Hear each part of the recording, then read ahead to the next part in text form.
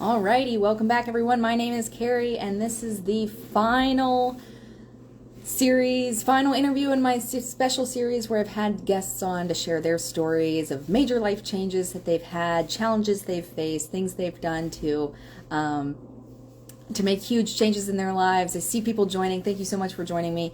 I just want to say that before I bring my last special guest on, I want to first of all thank everybody for coming on, sharing their stories. But I want to say the two things that I've gotten out of doing this series of interviews that's been really, really awesome for me and hopefully for you is that one is we see how different everybody's lives are and what they're been through and the journeys that they're on. But two is this actual universal human experience that we all sort of have something in common. Whether we find ourselves feeling lost and confused and trapped and needing to start over. So I think it's been really cool to be able to have that. I see my guest is ready. I am going to bring her on right now. All right. To everybody who's joining. All right, let's see here. It should be starting. There she is. Hello. Hey. Hello, we figured it out. Listen. Yes. It is every single week. Everyone's like, how do we do this? And I said, we will figure it out. I didn't want to interrupt. You were giving such a great intro, and I was like, yes, I'm really feeling this. So I just wanted to wait for it, but I figured I should join in. No, and I appreciate it. I do, though. I think it's so awesome that we can connect with people that we don't even know, although full disclosure, Faith and I do know each other. So. But it's such a great, I think it's so awesome though that we can connect with total strangers on this idea that we wake up one day and we're like, what am I doing with my life? I need to make a change. And then you realize that everybody else thinks the same things. Exactly. I was thinking about, my story and what I wanted to share with everyone today. And I was just thinking through my life up till now, which we'll get into, but I was like, it's not really that exciting. But looking back, it's the little things that get you to your end, to your goal. And that's what we're talking about today. That's right. Even though it might've been a slow process to get to where you are for a lot of people, the end goal is that you're doing it and that you're getting there, and everybody's stories are kind of similar in a way, and that's why it's exciting to hear them. It is exciting, but then you hear somebody who's in the same situation, and then you hear a completely different way that they handled it. And for me, I'm like, it's amazing because you realize that there's not one way to do things, and that basically however you're doing it is the right way to do it. And it's Exactly. just that's such an empowering thing to finally realize one day. So. Exactly. Well, I'm excited to be here, and I've been listening to your lives whenever I could catch them. And I've just been hearing so many amazing people, and it is such a breath of encouragement. And just you hear, people's paths and their journeys from your very first speaker. I mean, I think I've taken some of the things that he has said and been rolling with it. I mean, I know he was an inspirational speaker, but I'm yeah, I am a fish. I just need to be put in a bowl. That's amazing. And everybody who has no idea what you're talking about, you're going to have to go back and watch. I think that was from Kareem, one of the gems that he was spitting. He had so many good things to say. So I'm glad, though, that you took something from that you are a fish. So definitely resonated. All right. So thank you for joining. I see we've got some people on. So go ahead and just introduce yourself. Let everybody know who we've got on here, guests, if they don't know who you are already. Yeah, definitely. Hi, everyone. I'm Faith. I am a photographer. I do a lot of photography in the outdoor and travel space. And I like to think of myself as kind of like a digital storyteller. So I share a lot of my adventures and just my the travel influencer life of what they call it. But just kind of being able to share that with my community and people who are just looking for a little bit more adventure in their life. So that's kind of what I have been working with. So companies that I've partnered with are, tourism boards or companies trying to just build their online presence through photography and just storytelling and just getting their message out. So it's been exciting. It's been definitely... It's not a career path that I chose, and it's definitely not where I started from. I think it's social media is such an interesting thing, right? Because you get to see what people show you. And I was even watching somebody's story today, and they're like, this is the third tire I have had pop on me in the last 3 days, like glamorous, right? Like the glamorous lifestyle you see.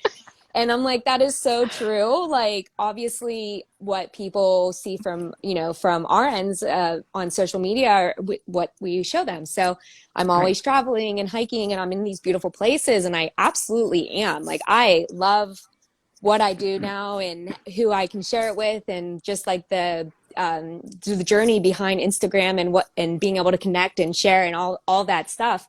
But it's definitely not my backstory. It's not how I grew up and where I started, and it's really only where I'm kind of planting my feet now. It's not even like a full, I'm not there. And that's what we're going to dig into today. We're going to dig into the unglamorous backstory of how the stuff on social media comes in. So I just want to say I saw one of your posts today, and I almost went out and bought myself something to make sure that I'm not tilting. And I'm like, I don't even live in a travel van. And it's like, this is a great thing to have. I should have this. Yeah, you don't want to get over your head. So, all right, awesome. So let's talk then about your story a little bit and how, because like you said, this is not where you started. Yeah. So let's talk about where you started. Sure. So like I said, when I first jumped on, like sometimes it's not like I woke up one day and I had a life-changing career. It's been taking a lot of time to get to where I am. So whole story in a nutshell, like I grew up in a small town in Pennsylvania, and I was not like I was traveling with my parents on the weekend and we were going to Yosemite and doing all these cool things, which if you're on, we should have. But no, I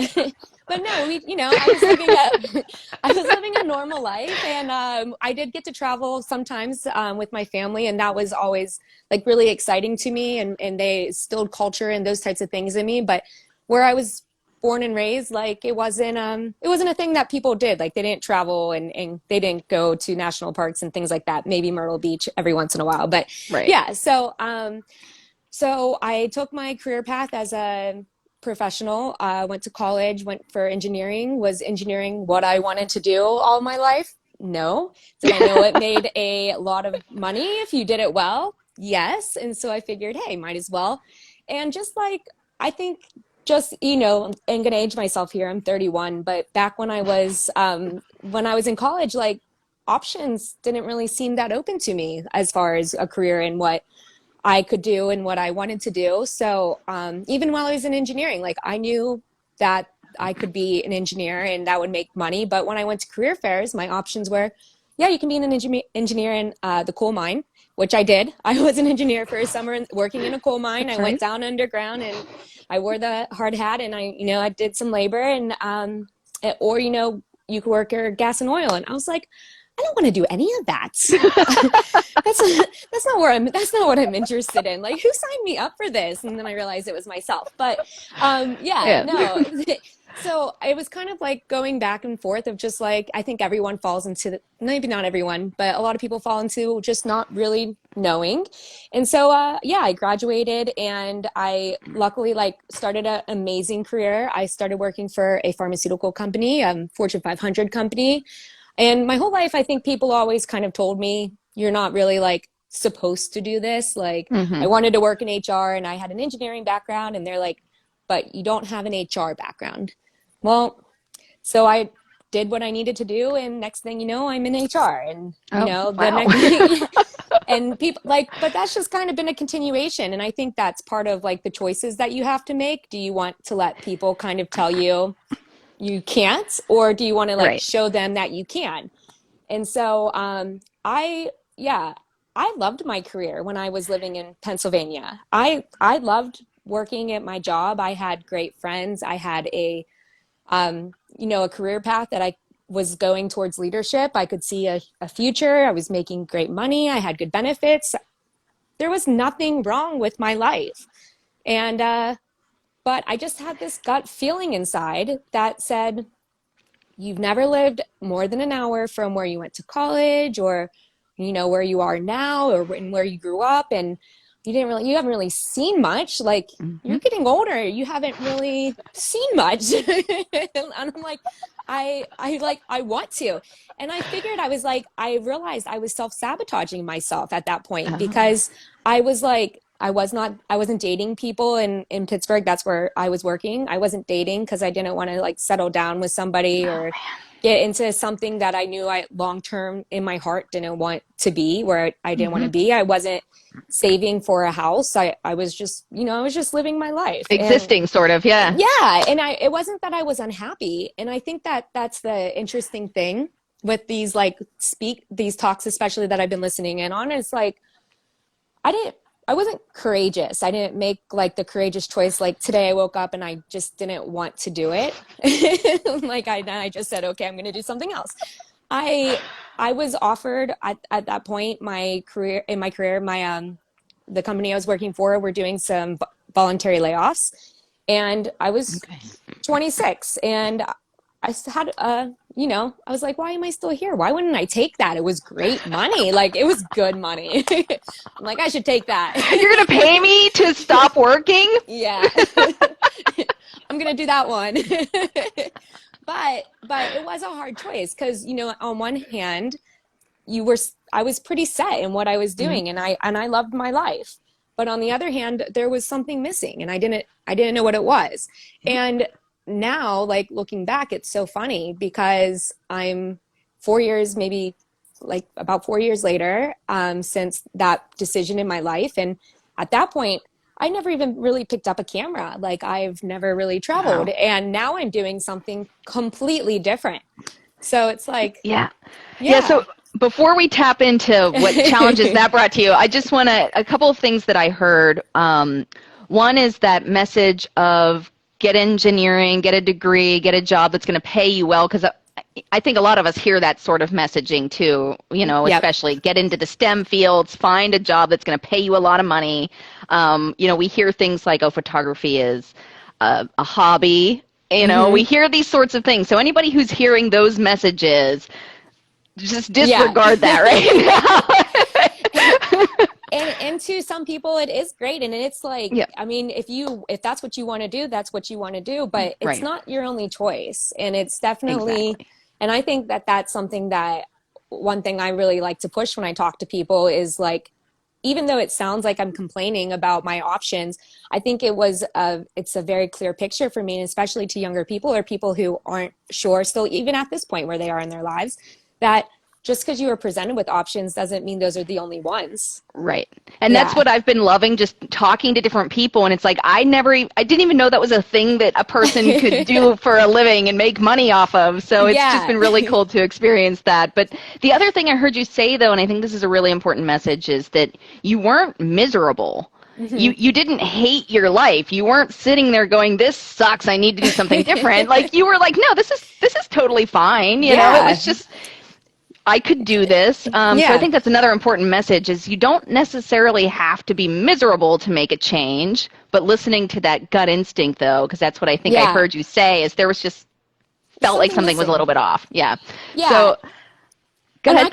I could have been perfectly happy like with that choice, but now that I'm in this other choice, like now that I've made this move, I can't even imagine like being back doing what I was doing. Like And it's so and crazy. and that's the thing, right? That people don't realize because maybe you get into this situation where you're like, it's fine, right? This is totally fine. It can't possibly be better. And then you get better and you're like, how did I not know that this was an option, right? That Right. we don't think that we can have that. So, Yeah. And yeah. yeah. And better is defined, I think, differently to different people, Oh, because absolutely. if you ask someone now who knows me, like, I guess who knows where I was and where I am, maybe better doesn't necessarily look better to them because back then I was doing pretty well for myself. I was, I laugh sometimes. I'm like, I was the cool aunt. I had like money. I like to spoil my like nieces. Now I'm like, where do you want to go? Sorry. Like, Just tell them, yeah. I finally got my brother. I was like, listen, I'm going to be the cool aunt again when they're like teen years. So just Yeah. just give it They'll a love me decade. then. Now we'll have to work on it. But Yeah. no, yeah, for people who see where I was and where I am, and the people that know me, I don't look like I'm doing as well as I was, Right. obviously. because I had to start from zero. I had to start from nothing. And I guess it's that persistence of people keep telling me that I'm not really capable of doing it. And so I want to do it more. I don't know what it is, but yeah. Stubbornness. But, yeah, exactly. No, that's an incredible point though too, that like other people are going to look and say you're not doing better. Yeah. Because people like to do that. But that's a completely valid point though too. So let's go back though where you said now you were starting over. You'd never picked up a camera before. Yeah. So where were you then? What was that like for you?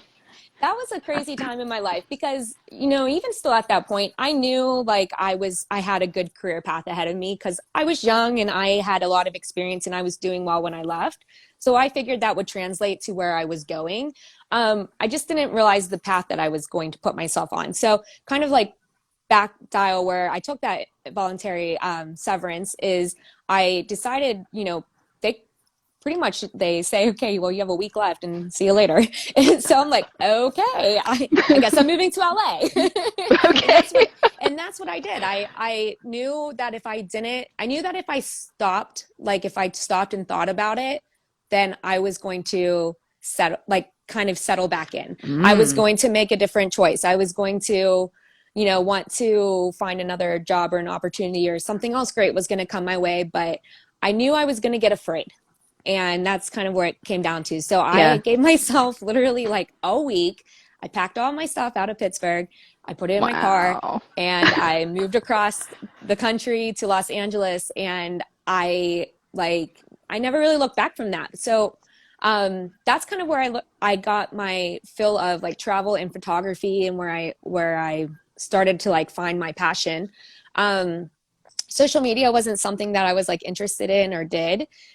Because like I thought it was cool. Social media was a way for me to reconnect with my friends and family back home and show them the places that I was going and make sure they knew I was alive. Okay.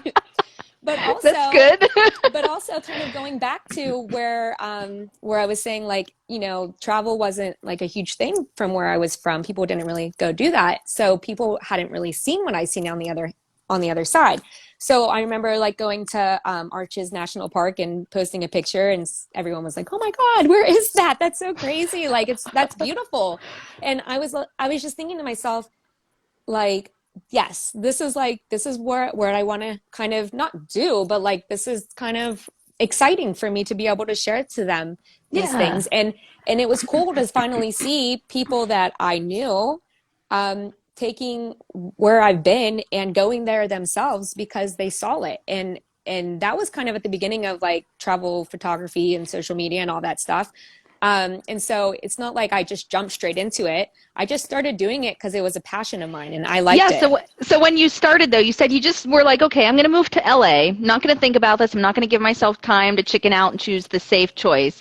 But I didn't hear you say that you were like, I'm going to become a travel photographer. I'm going to become a professional. I didn't hear you say that. You just kind of were like, I'm just going to take pictures and go places, right? So it wasn't even that you were necessarily pursuing your passion at that point. You were just like trusting your instincts, really? Okay. All right. Yeah, it was a fun little hobby. And at that point, I knew that I loved traveling around and seeing more and more. And that's kind of what this whole journey at that point in my life was to take a break from what I knew, which was my 9-to-5 and that type of job, and give this time to myself to explore and try new things and travel. So that was really cool. But I went back to work as a project manager because that's what I had been in and learned. And that was what I was used to. Mm-hmm. And then, this is, I guess, where my story had changed more than most people, because I do understand that like what I'm about to say isn't something that all people are offered and like the opportunity that everybody gets to run into. But I will say it goes back to making choices and putting yourself out there. And my roommate actually sent me this, like, I don't know if you guys have seen any of these things, but it's kind of like the best job in the world, or, that, I think that's what it was titled. I think it was titled like the best job in the world. And what it was this company Bus About was giving four people an expense-free trip to Europe, where you traveled to pretty much every country in Europe. And you just did social media for them. And so I was like, okay, that sounds great. I want to do that. And so I applied, and out of 2,500 applicants, wouldn't you know, I didn't do anything. At that point, Awesome. I didn't have any like background in it. It's not like I was special. It's not like I like had this amazing video. I just did it. Like I just went at it. So I want to just poke you on that one a little bit, because people will say like, well, how did you not get afraid, or what made you think that you could even, people that imposter syndrome, like, oh, I'm not going to be the one they choose, whatever. So what were you thinking when you submitted that? Any of those kinds of thoughts, or what? No, I mean, honestly, I didn't think there was any chance that I would ever I was just like, this is so funny. I'm just going to do this because what am I going to not submit a 1-minute video and say why I want the best job in the world,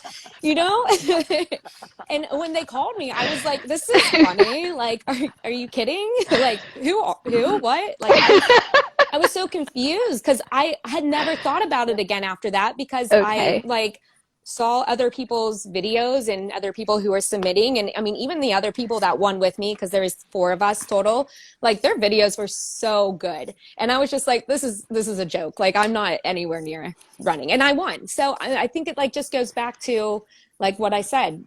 You never know if you don't put yourself out there. Like, everyone always says I fall in shit and come out smelling like roses, which, sorry for cursing.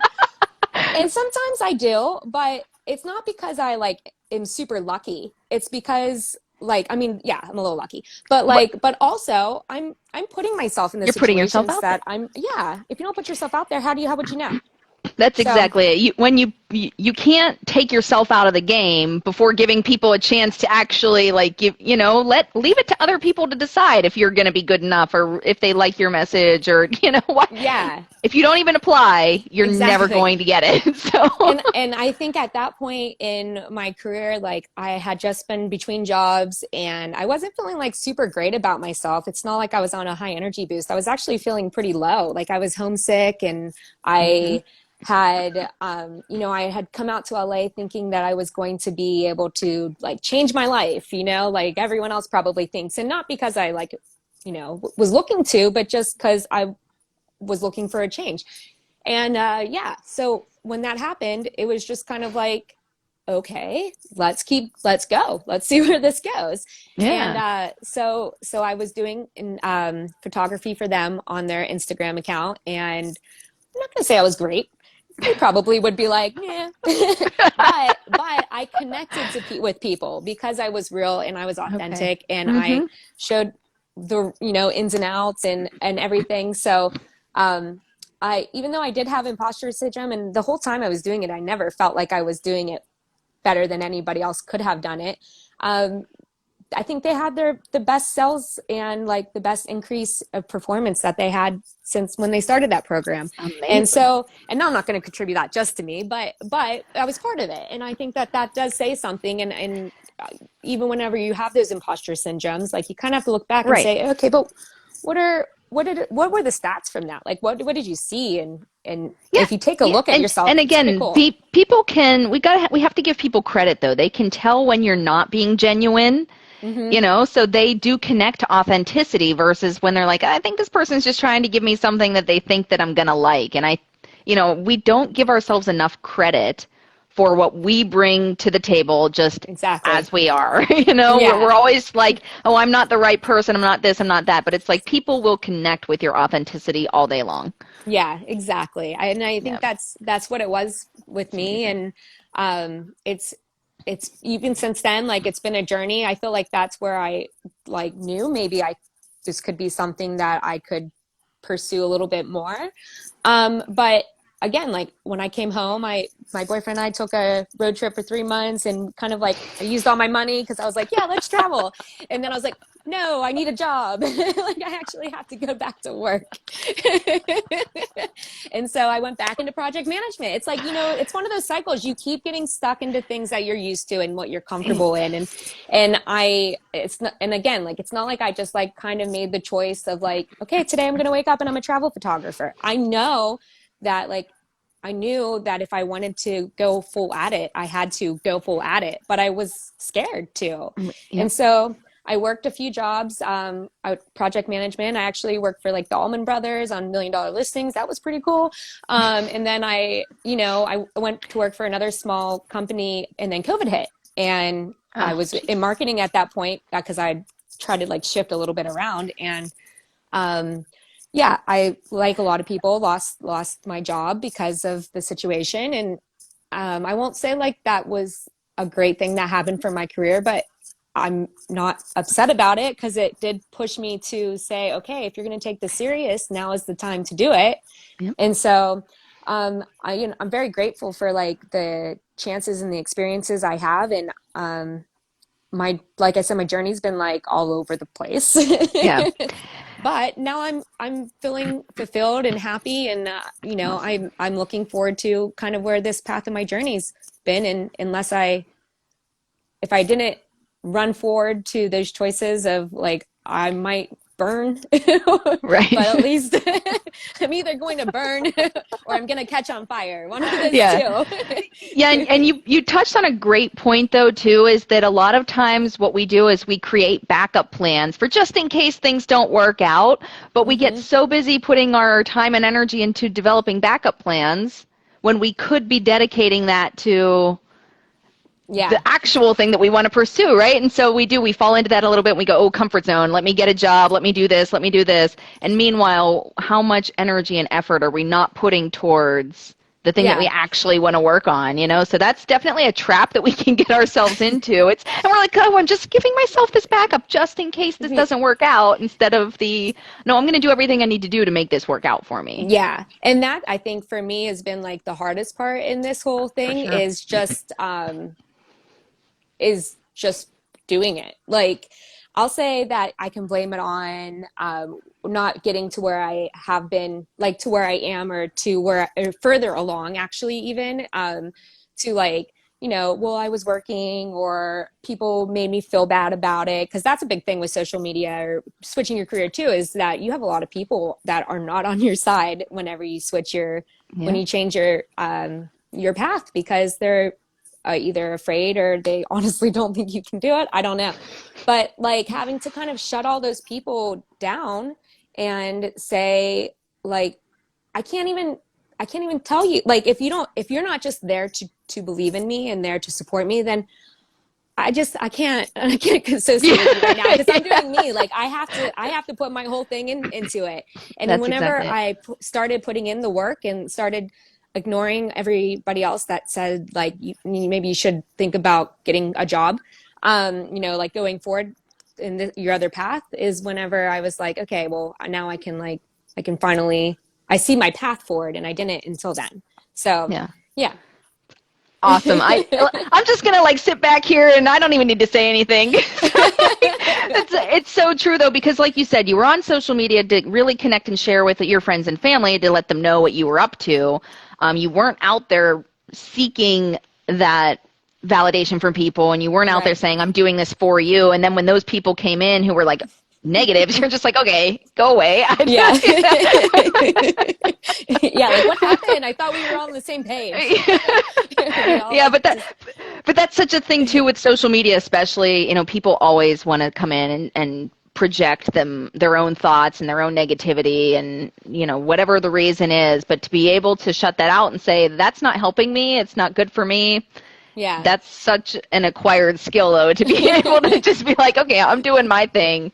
I'm not doing this for you. So kudos to you on that. It's definitely not an easy path. And but looking back at where I was, and kind of like that leap of faith that you have to take, and kind of just trust and believe in yourself. And I mean, it does pay off if you have that courage, I guess. Yeah. So with where you're at now, I mean, how do you feel right now about things? Before, you were fine, it was good, it was fine, you could do it, but where would you say you are in terms of how you feel about the current path that you're on? Yeah, I'll say, like, I feel fulfilled in the things that I was missing before. So, like, I can look back now and say, I don't really have any regrets about the last few years, and I did the things that I wanted to do, and I went to places, and I saw the mountains and the, I outside of what I couldn't do during COVID, which was a decent time frame, but a couple years. We've only lost the 19 months at this point. No big deal. It's okay.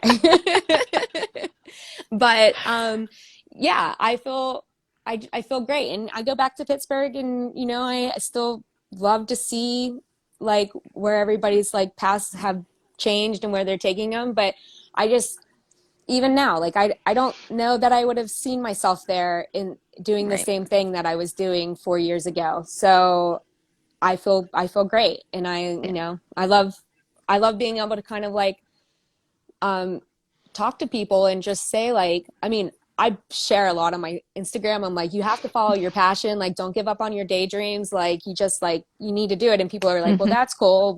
But what do you do when you run out of money and all these things? It's like, well, yeah, that's true. But if you really believe in yourself, you should have to just know that you're going to put yourself in a good place. Exactly. You're going to take care of yourself. I mean, that's what it is. You're going to figure out a way to make that work for you. And I think, again, that's a trap that we get into, thinking that there's only one way to make money, right? That you have to have this job. And it's like, I know I'm same background as you. I'm also an engineer, school 9 to 5. And I'm like, what do you mean? I could create a coloring book and sell that on Amazon at $2 a pop. And I was like, probably make way more money. make way. I sell that to 100,000 people who are like all stressed during COVID, and I've just made more money than I have in my whole career. So, but that's exactly it. It's you figure out ways to make it work because that's what you want to be doing. And once you get a taste for that, it's hard to say, oh, well, just to make that paycheck, I'm going to go back and do this thing that I know wasn't working for me. Yeah. And I definitely think, like, even though I love my career, I have moments where I'm like, it was honestly, I think it was maybe easier whenever I was working a 9 to 5. Like, even though, like, I wasn't running my own business, honestly, I loved having a boss. Like, I loved somebody telling me what they needed done, and I went and did it. I'm not like a good boss to myself, like. You wake up one day, you're in a bad mood, you're like, just take the day off. And don't do anything today. It's fine. Definitely. And I'm a people pleaser. And so, like, my fulfillment, like some of the joy that I get out of life is in making other people happy, and like if somebody tells me to do something, like I get excited when I can complete it for them. So, like, having a boss was actually really nice for me. And now that I like manage myself, it's like, huge challenge to go from that corporate headspace to entrepreneurial shift. So people who are also thinking that, I want to be very upfront with everybody, that will be a huge challenge for you to manage yourself, to learn the ins and outs of being an entrepreneur versus just like, like I'm still reminded that, I just don't have insurance. I'm like, I gotta go find my own insurance now. I have to like pay myself. This is weird. Right. But I see somebody asking about Frank. Do you want to tell everybody about Frank? And So during kind of before COVID, like COVID and all that, but during that specifically, I mentioned my boyfriend and we went on a road trip up to Canada whenever I came back from working with Bus About, and we bought a rooftop tent, and I'm like, let's just go. Like, let's just go see all the national parks from LA to Canada and back down.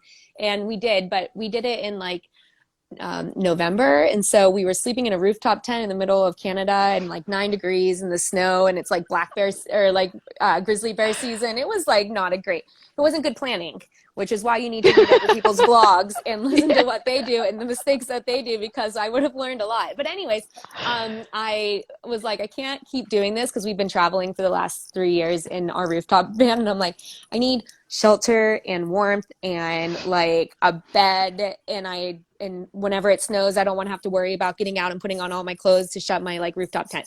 So I bought a 1999 ambulance, and so yes, I am going into the van life world. Okay. I have no idea what I'm going to do with it. But it's been like an exciting project. I've been able to work with my dad on kind of like the build out, and that's been like really nice to be able to just do that with him. But yeah, we'll see. You know, Yeah. it's kind of like going back to this whole thing. Like 5 years ago, I wasn't doing this. Well, 2 years ago when I bought the van, I thought it was going to be done a way long time ago. So I thought my van life journeys would have already been ended by now, and I didn't really start it. So it's kind of a different feeling, but it's still very exciting, and I'm excited to get on the road and kind of just be able to get to more places and expand my career. So yeah. Yep.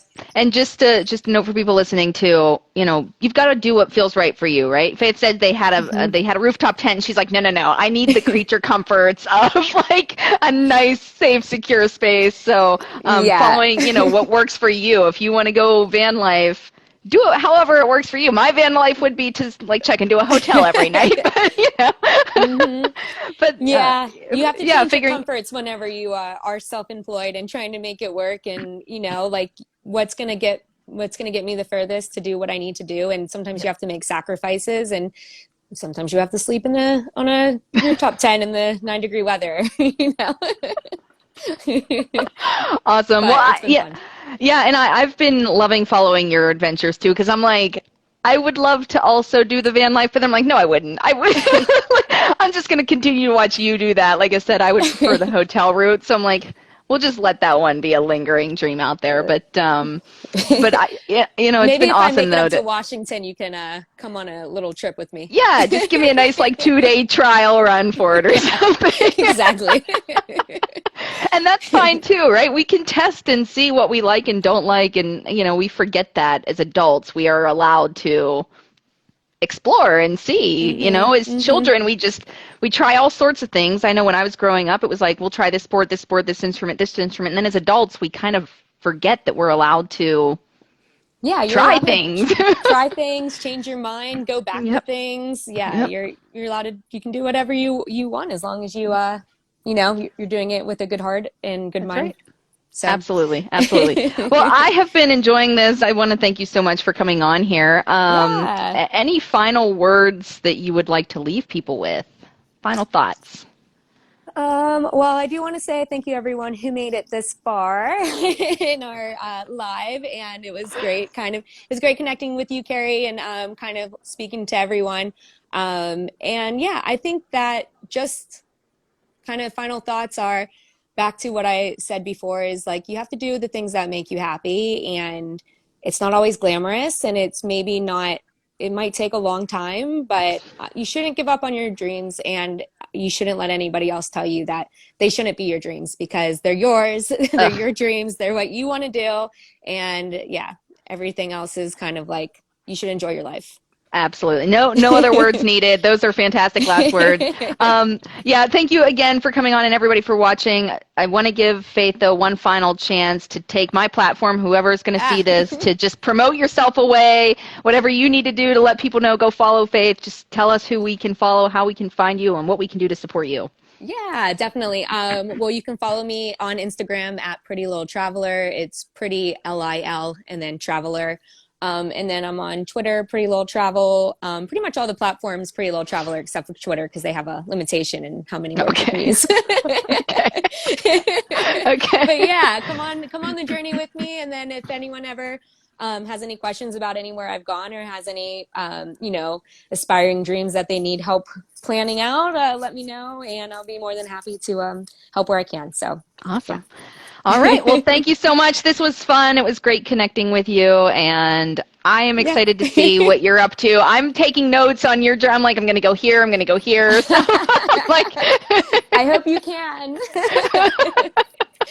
Who knows? Maybe in 5 years I'll be a travel photographer, and you know, just exactly. You never know. You really never know.